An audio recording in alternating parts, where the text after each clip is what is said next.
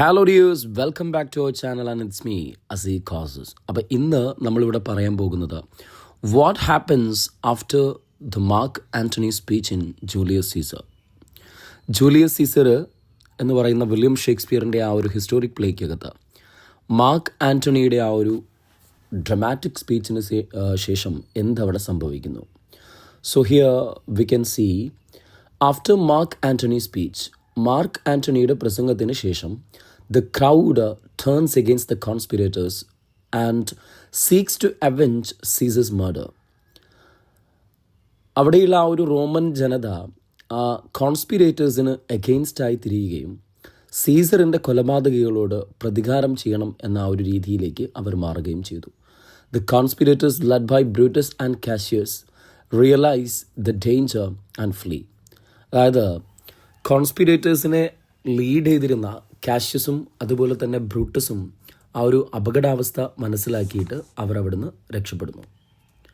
And Mark Antony having successfully manipulated the crowd, Mark ആൻ്റണിക്ക് സക്സസ്ഫുള്ളായി ആ ഒരു ക്രൗഡിനെ ഇൻഫ്ലുവൻസ് ചെയ്യാൻ സാധിച്ചു. Emerges as a leader gathering support from the people of Rome. Roman ജനതയുടെ സപ്പോർട്ടോടു കൂടിയുള്ള ഒരു ലീഡറായി അദ്ദേഹം അവിടെ എമർജ് ചെയ്യുന്നു. He, along with Octavius, Julius Caesar's nephew, ജൂലിയസ് സീസറുടെ നെഫ്യൂ ആയിട്ടുള്ള ഒക്ടാവിയസിൻ്റെ കൂടെ and others leads the battle which results in the defeat and death of the conspirators. അപ്പോൾ ഈ ഒക്ടേവിയസും നമ്മുടെ മാർക്ക് ആൻ്റണിയും കൂടെ ജോയിൻ ചെയ്ത് മറ്റുള്ള ആളുകളുടെ സഹായത്തോടു കൂടെ ഒരു യുദ്ധം നടത്തുകയും അതിൻ്റെ റിസൾട്ട് എന്നോണം ആ ഒരു യുദ്ധത്തിൽ അവർ പരാജയപ്പെടുകയും ഈ കോൺസ്പിരേറ്റേഴ്സിനെ വധിക്കുകയും ചെയ്യുന്നുണ്ട്. So this is what happens after the Mark Antony speech in Julius Caesar. Okay, ഇനി ഈ ഒരു പാഠഭാഗത്തിൽ നിന്ന് പ്രധാനമായും അവിടെ ചോദിക്കുന്ന ക്വസ്റ്റ്യൻ ആൻസേഴ്സ് ആണ് നമ്മളോട് ഡിസ്കസ് ചെയ്യുന്നത് കേട്ടോ. What is the occasion of Mark Antony speech? Mark ആൻ്റണിയുടെ ഈ ഒരു ഡ്രമാറ്റിക് സ്പീച്ചിൻ്റെ ഒക്കേഷൻ ഏത് സന്ദർഭത്തിലാണ്, ഏത് സാഹചര്യത്തിലാണ് മാർക്ക് ആൻ്റണി ഇങ്ങനെയൊരു പ്രസംഗം നടത്തുന്നത് എന്നതാണ് ആദ്യത്തെ ചോദ്യം. So look at the answer. Mark Antony's famous speech friends Romans countrymen takes place at Julius Caesar's funeral in Act 3, Scene 2 of William Shakespeare's historic play Julius Caesar. William ഷേക്സ്പിയറിൻ്റെ ഹിസ്റ്റോറിക് പ്ലേ ആയിട്ടുള്ള Julius സീസറിനകത്ത് മൂന്നാമത്തെ ആക്റ്റിൽ രണ്ടാമത്തെ സീനായിട്ട് സീസറിൻ്റെ funeral സമയത്താണ് mark ആൻ്റണിയുടെ ഈ ഒരു ഡ്രമാറ്റിക് സ്പീച്ച് നടക്കുന്നത്. The occasion is a pivotal moment in Roman history. Roman ഹിസ്റ്ററിയിൽ വളരെയധികം പ്രാധാന്യമേറിയ ഒരു ഒക്കേഷനാണ് ഈ ഒരു occasion. As Antony persuades the crowd about Caesar's death and turn them against the conspirators who assassinated him led by Brutus. അതായത് ബ്രൂട്ടസിൻ്റെ നേതൃത്വത്തിൽ ജൂലിയസ് സീസറിനെ കൊലപ്പെടുത്തിയിട്ടുള്ള ആളുകൾക്കെതിരെ റോമൻ ജനതയെ ടേൺ ചെയ്യാനും അവരുടെ ആ ഒരു മെൻ്റലി അവരെ ഇൻഫ്ലുവൻസ് ചെയ്യാനും അവരോട് റിവെഞ്ച് ചെയ്യാനുള്ളൊരു മെൻറ്റാലിറ്റിയിലേക്കും ആ ഒരു റോമൻ ജനതയെ ഇദ്ദേഹം എത്തിക്കുന്നുണ്ട്. Okay, so here the second question. What is the purpose of the speech?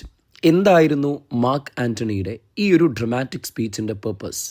So we can simply say that the purpose of Mark Antony's speech is to turn the people against Brutus and other conspirators.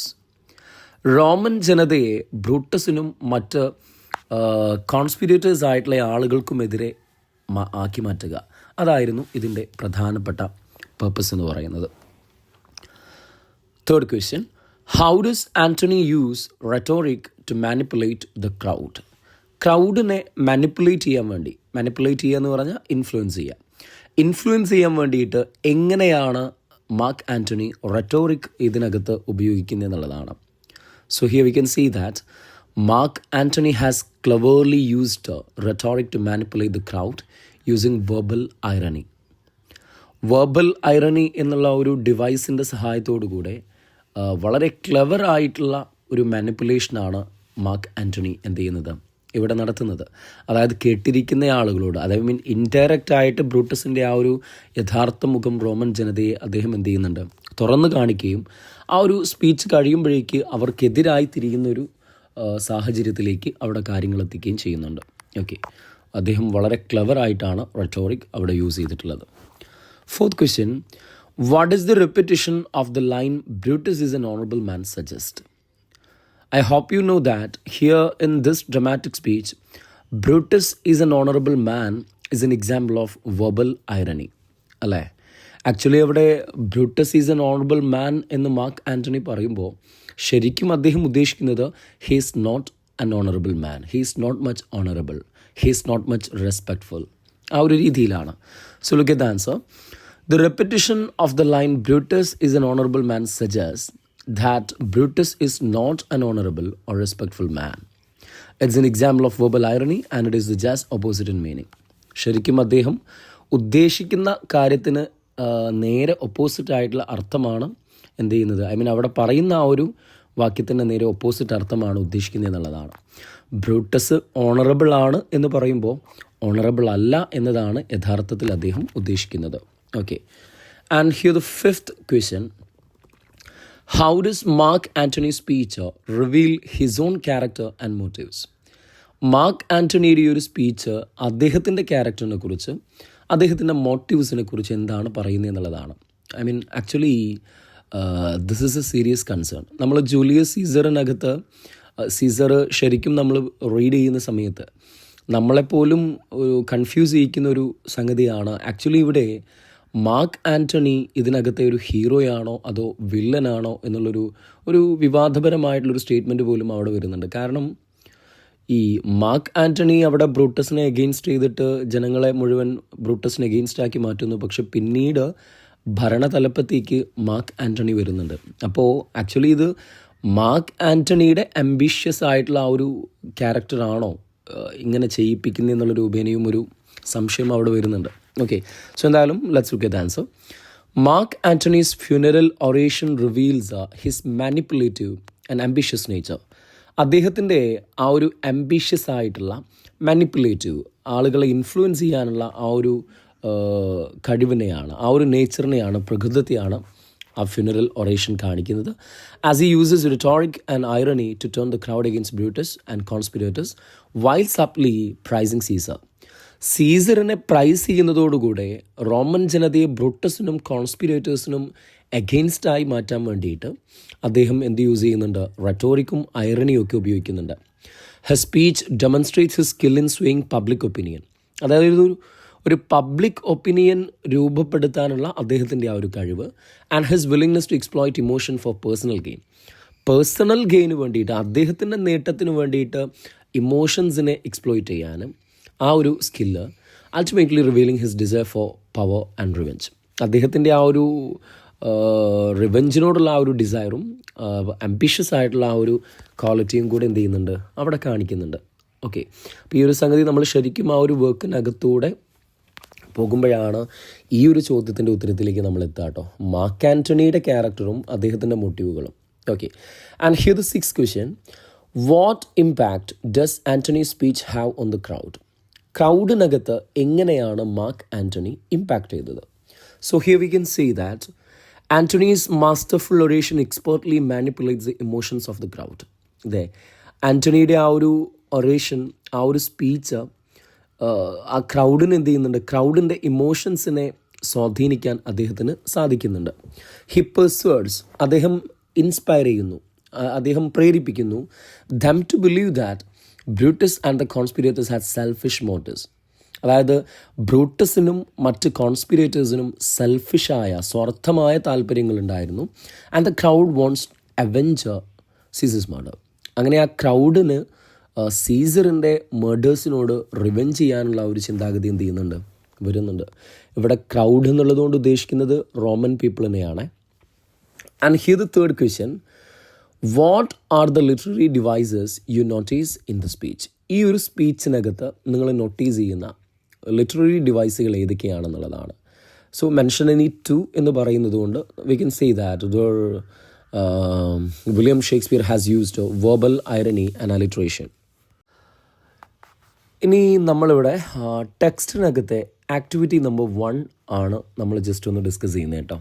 So ഇവിടെ here you can see a picture നമുക്കറിയാം ഒരാൾ ഒരു നല്ല മഴ പെയ്യുന്ന ഒരു സമയത്ത് അയാൾ ഭയങ്കരമായിട്ട് സ്ട്രഗിൾ ചെയ്തിട്ട് എന്ത് ചെയ്യുന്നുണ്ട്, കുട പിടിക്കുന്നുണ്ട്. ആ ഒരു പിക്ചറിന് അവിടെ കൊടുത്തിട്ടുള്ള കോട്ട് എന്ന് പറയുന്നത് വാട്ട് എ ബ്യൂട്ടിഫുൾ ഡേ അല്ലേ. ഐ മീൻ പിക്ചർ കണ്ടാൽ തന്നെ അറിയാം it was not a beautiful day, but the caption says it was a beautiful day. അപ്പോൾ ആക്ച്വലി പിക്ചറിൽ എന്താണോ അതിൻ്റെ നേരെ ഒപ്പോസിറ്റ് ആയിട്ടുള്ള കാര്യമാണ് അവിടെ എന്ത് ചെയ്തിട്ടുള്ളത്, പറഞ്ഞിട്ടുള്ളത്. സോ അവിടെയുണ്ട്, did you notice a mismatch between the image and the caption. ഇമേജും ക്യാപ്ഷനും തമ്മിൽ എന്തെങ്കിലും ഒരു മിസ്മാച്ച് നിങ്ങൾ കാണുന്നുണ്ടോ എന്ന് ചോദിക്കുന്നുണ്ട്. Definitely record your observation below. നിങ്ങൾക്ക് എന്താണ് തോന്നിയെന്ന് പറയുന്നുണ്ട്. So here the picture says that it was a rainy day, and the boy in that picture was struggling to have his umbrella. But the caption says it was a beautiful day. So definitely we can see a mismatch. The caption is just the opposite of the picture. Okay. And adu kadinju thaazhe, what is the idea conveyed in the line given below? And Brutus is an honorable man എന്ന് പറയുന്ന ആ ഒരു ലൈനിനകത്ത് convey ചെയ്യുന്ന idea എന്താണെന്നുള്ളതാണ്. Actually ഈ dramatic സ്പീച്ചിനകത്ത് Mark Antony repeatedly Brutus is an honourable man, Brutus is an honourable man എന്ന് പറയുമ്പോൾ which means Brutus is not an honourable man. അപ്പോൾ അത് ആക്ച്വലി ഒരു ഡിവൈസാണ്. ആ ഡിവൈസിനെ നമ്മൾ വിളിക്കുന്ന പേരാണ് എന്ത്, വെർബൽ ഐറണി. ആ വെർബൽ ഐറണി എന്താണ് എന്ന് അവിടെ ഒരു ബോക്സിനകത്ത് കൊടുത്തിട്ടുണ്ടല്ലോ. The use of words to mean something different from what is said. അതായത് പറഞ്ഞതിൽ നിന്നും ഡിഫറൻ്റ് ആയ അർത്ഥം വരുന്ന വാക്കിനെയാണ് എന്തെന്ന് പറയുന്നത്, വെർബൽ ഐറണി എന്ന് പറയും. Usually the opposite. So here we can simply say that intended meaning will be the opposite of the word meaning. Word മീനിങ്ങിൻ്റെ ഓപ്പോസിറ്റ് ആയിരിക്കും ഇൻറ്റൻഡ് ചെയ്യുന്ന മീനിങ്. അതായത് ഉദ്ദേശിക്കുന്ന അർത്ഥം ആ വാക്യത്തിൻ്റെ യഥാർത്ഥ അർത്ഥത്തിൻ്റെ ഓപ്പോസിറ്റ് ആയിരിക്കും. ഓക്കെ, അപ്പോൾ അതാണ് ഇത് Brutus is an honourable man എന്ന് പറയുന്നത്. അതിൻ്റെ വേർഡ് മീനിങ് എന്ന് പറയുന്നത് ബ്രൂട്ടസ് നല്ലൊരു മനുഷ്യനാണ്. പക്ഷേ മാർക്ക് ആൻ്റണി ഉദ്ദേശിക്കുന്ന ഇൻറ്റൻഡഡ് ആയിട്ടുള്ള മീനിങ് എന്താ, he is not an honourable man. അതാണെന്നുള്ളത് മനസ്സിലാക്കേ. സോ ദെൻ അത് കഴിഞ്ഞ് താഴെ പറയുന്നുണ്ട്, ഈ ഒരു ഡ്രമാറ്റിക് സ്പീച്ചിനകത്ത് ഒരുപാട് വേറെ ഡിവൈസസ് യൂസ് ചെയ്തിട്ടുണ്ട്. Metaphor, alliteration, irony, hyperbole, rhetorical question, repetition, ഇങ്ങനെയുള്ള ഡിവൈസുകളുണ്ട്. അത് നമ്മളോട് കണ്ടെത്താൻ വേണ്ടിയിട്ട് പറയുന്നുണ്ട്. നെക്സ്റ്റ് പേജിനകത്ത് you can see the devices and the explanation of the devices and you have to pick out the lines from the text. ടെക്സ്റ്റിൽ നിന്ന് നിങ്ങൾക്ക് ആ ലൈനുകൾ പിക്ക് ഔട്ട് ചെയ്യാൻ പറയുന്നുണ്ട്. അതിൻ്റെ ഓരോ ഡിവൈസിൻ്റെയും ഫങ്ഷൻ എന്താണ്, നിങ്ങളുടേതായിട്ടുള്ള ഒരു എക്സാമ്പിളൊക്കെ നിങ്ങളോട് എന്ത് ചെയ്യുന്നുണ്ട്, അവിടെ ചോദിക്കുന്നുണ്ട്. ഓക്കെ, സോ നമുക്ക് അവിടെ ഒന്ന് നോക്കാം നമുക്ക് എന്താ അതിൽ പറയുന്നതെന്ന്.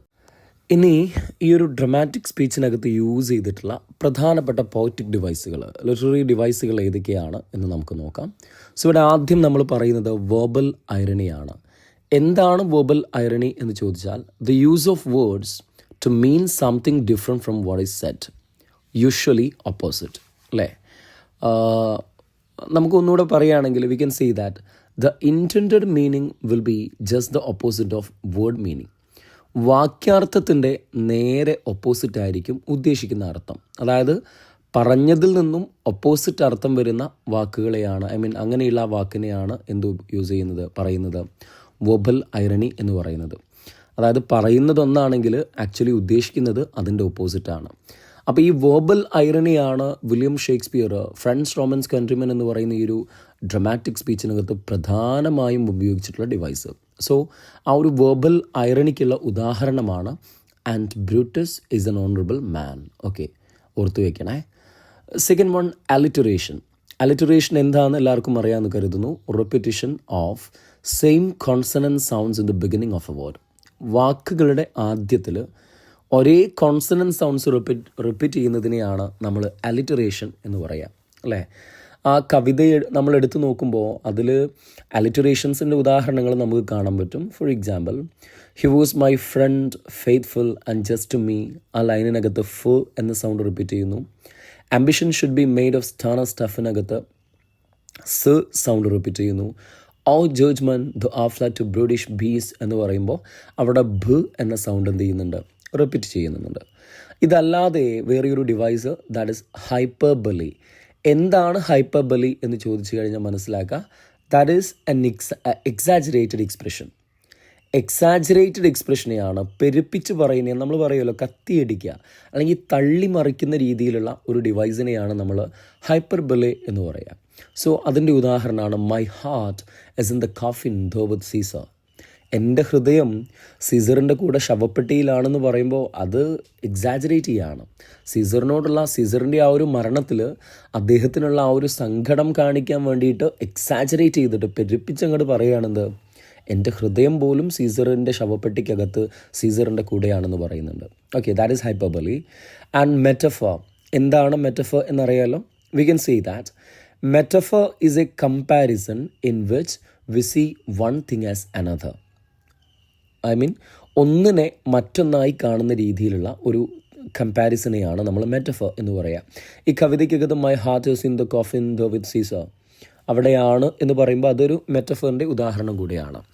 ദെൻ റെറ്റോറിക്കൽ ക്വസ്റ്റ്യൻ എന്താണ് എന്ന് നിങ്ങൾക്ക് അറിയുമെന്നാണ് ഞാൻ കരുതുന്നത്. Actually that is rhetorical question എന്ന് പറഞ്ഞാൽ the questions which doesn't demand A specific answer. വ്യക്തമായ ഉത്തരം ആവശ്യമില്ലാത്ത ചോദ്യങ്ങളെയാണ് നമ്മൾ റെറ്റോറിക്കൽ ക്വസ്റ്റ്യൻ എന്ന് പറയുക. അതായത് ആക്ച്വലി ആ ഒരു ചോദ്യം ചോദിക്കുന്നത് ഉത്തരം പ്രതീക്ഷിച്ചിട്ടല്ല, അല്ലെങ്കിൽ ഉത്തരം കിട്ടാൻ വേണ്ടിയിട്ട് ചോദിക്കുന്ന ചോദ്യമല്ല, ഒരു എഫക്റ്റ് ഉണ്ടാക്കിയെടുക്കാൻ വേണ്ടിയിട്ട് ചോദിക്കുന്ന ചോദ്യമാണ്. സാധാരണഗതിയിൽ പ്രസംഗങ്ങളിലൊക്കെയാണ് ഈ റെറ്റോറിക്കൽ ക്വസ്റ്റ്യൻസ് ഏറ്റവും കൂടുതൽ ആളുകൾ ഉപയോഗിക്കുക, അല്ലേ? ഓഡിയൻസിനുള്ളിലൊരു എഫക്റ്റ് ഉണ്ടാക്കിയെടുക്കാൻ വേണ്ടിയിട്ട് എന്തെങ്കിലുമൊക്കെ ഒരു കാര്യങ്ങൾ പെട്ടെന്ന് ഇങ്ങോട്ട് ചോദിക്കുക. ആ സമയത്ത് അവർ ചിന്തിക്കാൻ തുടങ്ങും. അപ്പോൾ ആ റെറ്റോറിക്കൽ ക്വസ്റ്റ്യന് ഇവിടെ ഉദാഹരണമാണ് did this in Caesar seem ambitious. ഇതാണോ സീസറിൽ നിങ്ങൾ എംബിഷ്യസ് ആയി കാണുന്ന കാര്യം? And what cause withhold you then to മോൺ ഫോർ ഹിം. പിന്നെ എന്താണ് നിങ്ങളെ വിത്ത് ഹോൾഡ് ചെയ്യുന്നത്, പ്രിവെൻറ്റ് ചെയ്യുന്നത് ദാൻ ടു മോൺ ഫോർ ഹിം. അദ്ദേഹത്തിന് വേണ്ടിയിട്ട് കരയുന്നതിൽ നിന്ന്, വിലപിക്കുന്നതിൽ നിന്ന്. ഈ രണ്ട് സംഗതികൾ റെറ്റോറിക്കൽ ക്വസ്റ്റ്യന് ഉദാഹരണമാണ്. Okay, and there is personification use ആക്കുന്നുണ്ട്. O judgment thou art fled to brutish beast. അവിടെ ആ ലൈനിനകത്ത് ജഡ്ജ്മെൻറ്റിനെ ഒരു മനുഷ്യനായി കണ്ടതുകൊണ്ടാണ് O judgment thou art, you are, നിങ്ങൾ എന്നുള്ള രൂപേണയൊക്കെ എന്ത് ചെയ്യുന്നത്, ആളെ അവിടെ അഡ്രസ്സ് ചെയ്യുന്നത്. Okay, so that is an example of personification എന്താണ് എന്നെല്ലാവർക്കും അറിയും എന്നാണ് ഞാൻ പ്രതീക്ഷിക്കുന്നത് കേട്ടോ. When a human quality is attributed to a non-living thing is called personification. അല്ലേ? സിംപ്ലി മലയാളം പറയുകയാണെങ്കിൽ ഒരു മാനുഷിക ഗുണത്തെ ജീവനില്ലാത്ത വസ്തുവിലേക്ക് ചേർത്ത് പറയുന്നതിനെയാണ് പെർസോണിഫിക്കേഷൻ എന്ന് നമ്മൾ പറയുന്നത്. ആൻഡ് ദർ ഈസ് റെപ്പിറ്റിഷൻ എന്ന് പറഞ്ഞാൽ റിപ്പീറ്റഡ് ലൈൻ ഓർ ഫ്രേസസ് ആണ്, അല്ലെ? റിപ്പീറ്റഡ് വേർഡ്സ് ഓർ ഫ്രേസസ് ആണ്. ഒരു ലൈനിനകത്ത് അല്ലെങ്കിൽ റിപ്പീറ്റ് ചെയ്തു വരുന്ന ലൈൻസിനെയോ വേർഡ്സിനെയോ ഫ്രേസസിനെയോ ആണ് റെപ്പിറ്റേഷൻ എന്ന് പറയാം. ഈ കവിതയ്ക്കകത്ത് 2 വരികൾ തന്നെ റിപ്പീറ്റ് ചെയ്യുന്നുണ്ട്. റിഫ്രൈൻ എന്ന് വേണമെങ്കിലൊക്കെ നമുക്ക് പറയാം, അല്ലേ? Yet Brutus says he was ambitious and Brutus is an honourable man. Okay, ഈ 2 കാര്യങ്ങളും ഇവിടെ റെപ്പിറ്റേഷൻ എന്ന് പറയുന്ന ആ ഒരു ഡിവൈസിനും കൂടെ എക്സാമ്പിളാണ്. അപ്പോൾ ഇത്രയും അറിയുന്ന സ്ഥിതിക്ക് നിങ്ങൾക്കിനി ഐ തിങ്ക് നമ്മുടെ ടെക്സ്റ്റിനകത്തെ പേജ് നമ്പർ 33, ആ 33-ക്കകത്തുള്ള ആ ഒരു ടേബിള് നിങ്ങൾക്ക് ഫില്ല് ചെയ്യാൻ പറ്റുമല്ലോ. അവിടെ വളരെ സിമ്പിളായിട്ടുള്ള കാര്യങ്ങളാണ് നമ്മൾ എന്ത് ചെയ്യുന്നത്, നമ്മളോട് ചോദിക്കുന്നത്, അല്ലേ? അവിടെ ആദ്യം റെപ്പിറ്റേഷൻ എന്താണെന്ന് പറയുന്നുണ്ട്, അതിൻ്റെ ഡെഫിനിഷൻ, ആ ലൈൻ പിക്ക് ഔട്ട് ചെയ്യാൻ വേണ്ടിയിട്ട് പറയുന്നു. അതിൻ്റെ ഫങ്ഷൻ എന്താണ്? ടു എംഫസൈസ് ഐഡിയനെ എംഫസൈസ് ചെയ്യാനാണ്. നിങ്ങളുടേതായിട്ടുള്ളൊരു എക്സാമ്പിളും കൂടെ അവർ ചോദിക്കുന്നുണ്ട്. അവിടെ smile at the little things എന്ന് പറയുന്നുണ്ട്. സ്മൈൽ എന്ന വാക്യത്തിൻ്റെ റെപ്പിറ്റേഷൻ അവിടെ വരുന്നുണ്ട്. ഓക്കെ, സെക്കൻഡ് വൺ മെറ്റഫർ ആണ്. എന്താണ് മെറ്റഫർ എന്നുള്ളത് അവിടെ പറയുന്നുണ്ട്. കമ്പാരിസൺ ഓഫ് 2 അൺറിലേറ്റഡ് തിങ്സ് ആണ്. 2 അൺറിലേറ്റഡ് ആയിട്ടുള്ള കാര്യങ്ങളെ കമ്പയർ ചെയ്യുന്നതിനെയാണ് നമ്മൾ എന്തെന്ന് പറയുന്നത്, അവിടെ മെറ്റഫർ എന്ന് പറയുന്നുണ്ട്. ദെൻ ലൈൻ പിക്ക് ഔട്ട് ചെയ്യാൻ പറയുന്നു. നിങ്ങൾ പിക്ക് ഔട്ട് ചെയ്യുമല്ലോ. ഫങ്ഷൻ ചോദിക്കുന്നുണ്ട്. എന്തിനാണ് നമ്മൾ ഈ മെറ്റഫർ യൂസ് ആക്കുന്നതെന്ന് ചോദിച്ചു കഴിഞ്ഞാൽ ഒരുപാട് കാര്യങ്ങളുണ്ട്. കൺവേയിങ് ഇമോഷൻസ് വേണമെങ്കിൽ അങ്ങനെ പറയാം. അതല്ലെങ്കിൽ സിംപ്ലിഫൈങ് കോംപ്ലക്സ് ആയിട്ടുള്ള കോൺസെപ്റ്റിനെ സിംപ്ലിഫൈ ചെയ്യാൻ വേണ്ടിയിട്ടെന്ന് പറയാം. ടു ക്രിയേറ്റ് എ വിവിഡ് ആയിട്ടുള്ള ഇമേജറി ക്രിയേറ്റ് ചെയ്യാൻ, അങ്ങനെയൊക്കെ പറയാം. ഓക്കെ, അപ്പോൾ അതിനൊരു എക്സാമ്പിൾ നമ്മളോട് ചോദിക്കുകയാണെങ്കിൽ ഇപ്പോൾ നമ്മൾ പറയുകയാണ് mother is the pillar of my house. അമ്മ എൻ്റെ വീടിൻ്റെ നെടുന്തൂണാണ്. അമ്മേനെയും നെടുന്തൂണിനെയും പില്ലറിനെയും കമ്പയർ ചെയ്യാം, രണ്ട് തമ്മിലൊരു അൺറിലേറ്റഡ് ആയിട്ടുള്ള ഒരു ബന്ധമില്ലാത്ത രണ്ടാണ് അമ്മയും തൂണും പില്ലറും. പക്ഷേ അമ്മ വീടിൻ്റെ നെടുന്തൂണാണെന്ന് പറയുമ്പോൾ ഒരു ബിൽഡിങ്ങിനകത്ത് ഒരു പില്ലറിൻ്റെ റോൾ എന്താണോ ആ അത്ര കണ്ട് റോള് ഒരു വീടിനകത്ത് ആർക്കുണ്ട്, അമ്മയ്ക്കുണ്ട് എന്നുള്ള രൂപേണ അവിടെ കമ്പയർ ചെയ്യുകയാണ്. സോ അത് ഒരു എക്സാമ്പിളായിട്ട് പറയാം. ദെൻ അലിറ്ററേഷൻ എന്താണ് ഡെഫിനിഷൻ എന്നത് നിങ്ങൾക്ക് അവിടെ കാണാൻ പറ്റും. ലൈൻ പിക്ക് ഔട്ട് ചെയ്യാൻ നമ്മൾ നേരത്തെ പഠിച്ചു. ഏതൊക്കെയാണ് അതിൽ ഒരുപാട് എക്സാമ്പിൾസ് ഉണ്ട്, അത് നിങ്ങൾക്കറിയാം. എന്തിനാണ് ഇവിടെ ഈ അലിറ്ററേഷൻ യൂസ് ആക്കുന്നതെന്ന് ചോദിച്ചു കഴിഞ്ഞാൽ, ഇപ്പോൾ ആക്ച്വലി അലിറ്ററേഷൻ ഒരു ഇതിനകത്ത് യൂസ് ചെയ്യുന്നത് ഒരു റിത്തം ക്രിയേറ്റ് ചെയ്യാനൊക്കെ വേണ്ടിയിട്ടാണ് അല്ലേ. നമ്മൾ ഒരു റിത്തം ക്രിയേറ്റ് ചെയ്യാൻ, to create a rhythm or enhancing memorability, അങ്ങനെയുള്ള കാര്യങ്ങളൊക്കെയാണ് അതിൻ്റെ ഫങ്ഷൻ എന്ന് പറയുന്നത്. അലിറ്ററേഷൻ്റെ ഉദാഹരണം ചോദിക്കുകയാണെങ്കിൽ, ഇപ്പോൾ ആക്ച്വലി ഇപ്പോൾ നമ്മൾ വില്യം ബേർഡ്സ്വർത്തിൻ്റെ ഒരു വർക്ക് ഉണ്ട്, ടു സ്ലീപ്പ്. ടു സ്ലീപ്പ് എന്ന് പറയുന്ന വർക്കിനകത്തൊരു ലൈനുണ്ട്, blessed barrier between. Blessed barrier between എന്ന് പറയുമ്പോൾ ബ് എന്ന സൗണ്ടിൻ്റെ റിപ്പിറ്റേഷൻ നമുക്ക് അവിടെ കാണാൻ പറ്റും. സോ അത് അലിറ്ററേഷൻ ഉദാഹരണം. നെക്സ്റ്റ് വൺ ഐറണി എന്താണ് എന്നുള്ളത് അവിടെ എഴുതിയിട്ടുണ്ട്. നിങ്ങൾക്ക് ലൈൻ പിക്ക് ഔട്ട് ചെയ്യാൻ നിങ്ങൾക്കറിയാം. ഐറണി നമ്മൾ എന്തിനാണ് യൂസ് ആക്കുന്നതെന്ന് ചോദിച്ചു കഴിഞ്ഞാൽ, നമ്മളൊരു കോൺട്രാസ്റ്റ് അല്ലെ, ടു കോൺട്രാസ്റ്റ് അതല്ലെങ്കിൽ ടു ക്രിട്ടിക് അങ്ങനെയൊക്കെ നമുക്ക് പറയാം. ഓക്കെ, അപ്പോൾ നിങ്ങളുടേതായിട്ടുള്ള ഒരു എക്സാമ്പിൾ അവിടെ ഇപ്പോൾ നമ്മൾ പറയുകയാണ് ഹീസ് എ ഗുഡ് മാൻ. ഒരാൾ ചെയ്ത ചീത്ത പ്രവൃത്തികളൊക്കെ പറഞ്ഞിട്ട് എന്ത് ചെയ്യുകയാണ്, ഹീസ് എ ഗുഡ് മാൻ എന്ന് പറയുക. അങ്ങനെയൊക്കെ പറയുമ്പോൾ അത് ഗുഡ് എന്നുള്ളതിന് നേരെ ഓപ്പോസിറ്റ്. അല്ലെങ്കിൽ ഇപ്പോൾ നമ്മൾ ആ പിക്ചറിനകത്ത് കണ്ടല്ലോ, ഭയങ്കര റെയിനി ആയിട്ടുള്ളൊരു ഡേ എന്ത് ചെയ്യുകയാണ്, അല്ലെങ്കിൽ നല്ല ചൂടുള്ളൊരു ദിവസം, ആ ചൂടുള്ള ദിവസം നമ്മൾ പറയുകയാണ് ഹോ what A cool day, I mean എത്ര നല്ല ഇതായിട്ടുള്ളൊരു ഡേ എന്ന് പറയാം. അപ്പോൾ അതവിടെ ഐറണിയാണ്. ആൻഡ് ഹൈപ്പർബലി എക്സാജറേഷനെയാണ് ഹൈപ്പർബലി എന്ന് പറയുക. ലൈൻ നിങ്ങൾക്ക് എന്ത് ചെയ്യാൻ പറ്റും, അവിടെ പിക്കൗട്ട് ചെയ്യാൻ പറ്റും. ഹൈപ്പർബലിയുടെ ഒരു ഇതെന്ന് പറയുന്നതും എന്തുതന്നെയാണ്, ഒരു ഇമോഷണൽ ഇമ്പാക്റ്റ്, അതിൻ്റെ ആ ഒരു ഫീല് കറക്റ്റ് എത്തിക്കാൻ വേണ്ടിയിട്ടൊക്കെയാണ് ഹൈപ്പർബലി യൂസ് ആക്കുന്നത് അല്ലേ. For example, I heard 1000 blend notes. ആയിരക്കണക്കിന് ശബ്ദം ഞാൻ കേട്ടു എന്ന് പറയാം. It is impossible to hear 1000 notes. അപ്പോൾ നമ്മളങ്ങോട്ട് പറയുകയാണ് അത്ര കണ്ടു എന്നുള്ളത്. ദെൻ റെറ്റോറിക്കൽ ക്വസ്റ്റ്യൻ എന്താണ് ഡെഫിനിഷൻ എന്നുള്ളത് അവിടെ പറയുന്നുണ്ട്. പിക്ക് ഔട്ട് ചെയ്യാൻ നിങ്ങൾക്ക് അറിയാം, to emphasize a point. Okay, rhetorical question. അപ്പോൾ ആ രീതിയിൽ അപ്പോൾ നമ്മൾ നോർമലായിട്ട് ചോദിക്കുന്ന എന്തെങ്കിലും ചോദ്യങ്ങളുണ്ടോ, can birds fly, rhetorical question. അവിടെ നമ്മൾ അത് ഉദ്ദേശിച്ചിട്ടല്ല പറയുന്നത്. നമ്മൾ എന്ത് ചെയ്യാണ്, ഒരു എഫക്റ്റ് പക്ഷികൾ പറക്കുന്നുള്ളത് നമുക്കറിയാം, പക്ഷെ എന്നാലും നമ്മൾ എന്ത് ചെയ്യണം, അങ്ങനെ ഒരു ചോദ്യം അവിടെ വെറുതെ ചോദിക്കുകയാണ്. അപ്പോൾ ഇങ്ങനെയുള്ള ഡിവൈസുകളൊക്കെയാണ് പ്രധാനമായിട്ടും എന്ത് ചെയ്യുന്നത്, ഈ ഒരു ഡ്രമാറ്റിക് സ്പീച്ചിനകത്ത് ഉപയോഗിക്കുന്നത്. So here let's look at the appreciation of the dramatic speech friends Romans countrymen. ഇവിടെ ഒരു അപ്രീസിയേഷൻ നമുക്ക് നോക്കാം. Mark Antony's speech at Caesar's funeral is a great example of how a speaker can use words to change people's mind. Mark ആൻ്റണിയുടെ സീസറിൻ്റെ ഫ്യൂണറലിൻ്റെ സമയത്തുള്ള ഈ ഒരു ഡ്രമാറ്റിക് സ്പീച്ച് എങ്ങനെ ഒരു പ്രാസംഗികന്, ഒരു സ്പീക്കർക്ക് തൻ്റെ വാക്കുകളെ കൊണ്ട് ജനങ്ങളുടെ മനസ്സിനെ മാറ്റിമറിക്കാൻ പറ്റും, അതിനുള്ള ഒരു പ്രധാനമായിട്ടുള്ള എക്സാമ്പിളാണ്. ഓക്കെ, എങ്ങനെയാണ് ഒരു പ്രാസംഗികന് തൻ്റെ മുന്നിലിരിക്കുന്ന ജനങ്ങളുടെ മനസ്സിനെ പോലും മാറ്റിമറിക്കാനാവുന്നത് എന്നതിനെ കാണിക്കുന്ന ഒരു സ്പീച്ചാണ് ഈ ഫ്രണ്ട്സ് റോമൻസ് കൺട്രിമെൻ എന്ന് പറയുന്നത്. He doesn't directly attack Brutus. ഈ സ്പീച്ചിനകത്ത് ഒരിക്കലും മാർക്ക് ആൻ്റണി ബ്രൂട്ടസിനെ ഡയറക്റ്റായിട്ട് അറ്റാക്ക് ചെയ്യുന്നില്ല. ആൻഡ് ദ അതർ കോൺസ്പിറേറ്റേഴ്സ്, ബ്രൂട്ടസിനെ മാത്രമല്ല മറ്റ് കോൺസ്പിറേറ്റേഴ്സിനെയും.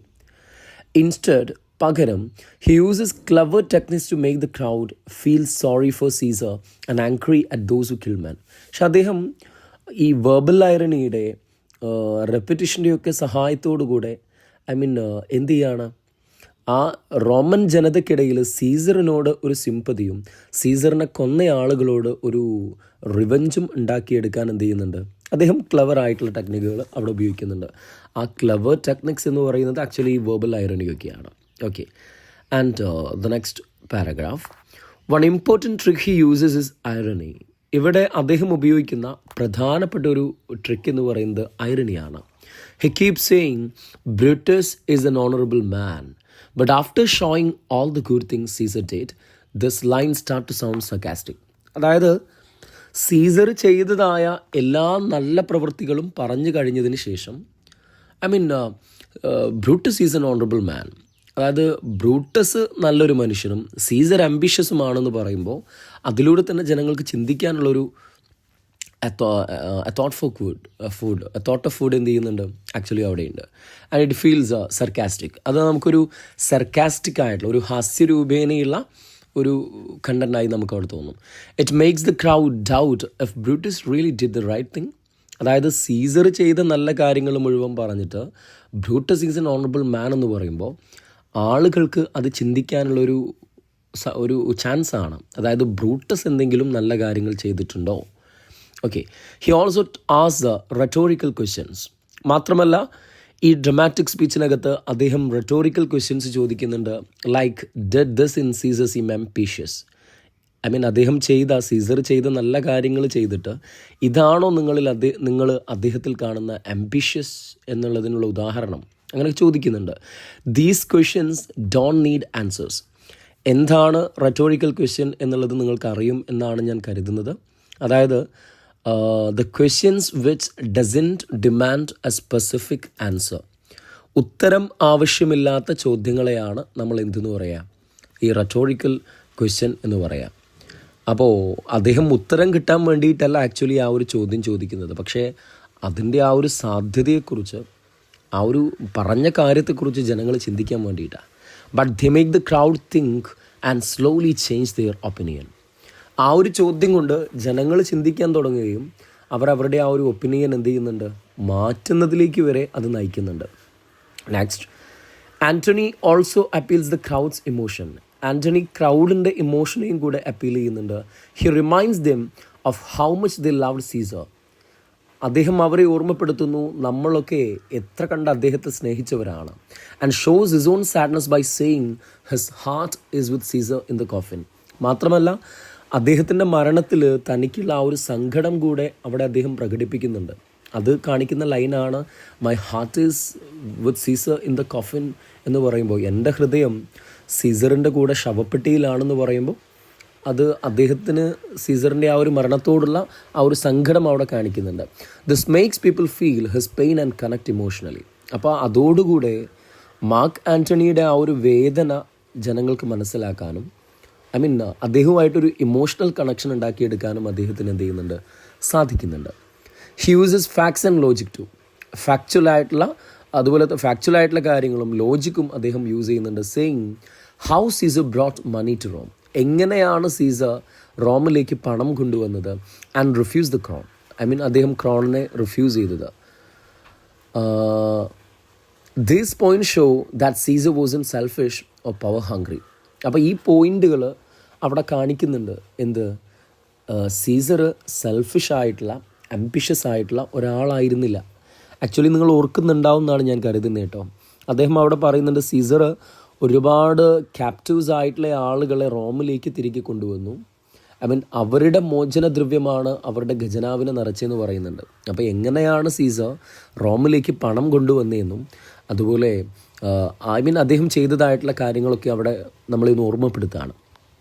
ഇൻ ദ എൻഡ്, അവസാനത്തിൽ Antony speech makes the crowd turn against the conspirators. ആൻ്റണിയുടെ ഈ ഒരു സ്പീച്ച് കോൺസ്പിറേറ്റേഴ്സിനെതിരായിട്ട് ക്രൗഡിന് എന്ത് ചെയ്യുന്നുണ്ട്, മാറ്റുന്നുണ്ട്. His smart use of words and emotions shows how speeches can influence people.